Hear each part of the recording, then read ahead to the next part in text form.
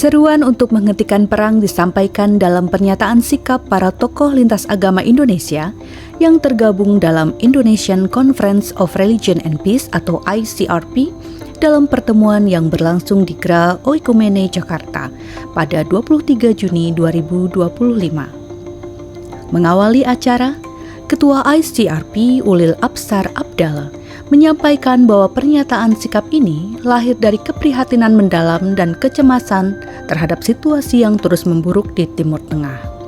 Ia menegaskan, konflik yang terjadi bukanlah perang agama dan masyarakat diimbau untuk tidak mudah terbawa oleh narasi-narasi yang menyesatkan. Kita berharap negara-negara lain yang ada di luar kawasan, di Eropa Barat, Rusia, Cina, dan segala macam, kita mengharap tidak terlibat dalam konflik ini.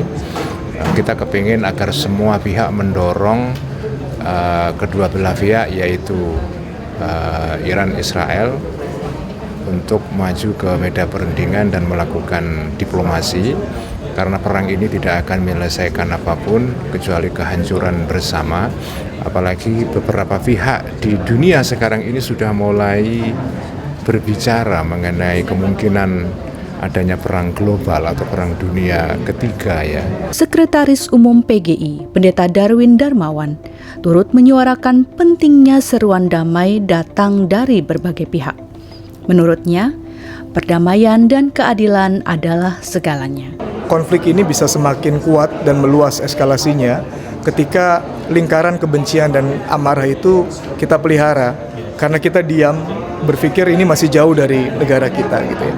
Apa yang ditakutkan di media sosial oleh banyak orang akan bahaya perang dunia ketiga rasanya perlu juga menjadi suatu yang kita consider. Ya, jangan sampai api kebencian ini semakin meluas, kita perlu padamkan dan stop sedini mungkin. Karena ini sudah berlawanan dengan kemanusiaan dan betul-betul mengingkari nilai-nilai ketuhanan. Dalam kesempatan yang sama, Uskup Agung Jakarta Kardinal Suharyo Haryo Atmojo mengingatkan bahwa perang, termasuk konflik Israel-Iran, hanya akan membawa kesedihan dan penderitaan. Karena itu, para pemimpin agama memiliki tanggung jawab moral untuk terus merawat dan menjaga perdamaian. Moga-moga peranan bangsa Indonesia, negara Indonesia dapat dilihat bahwa kita tidak akan terpengaruh oleh konflik-konflik seperti itu.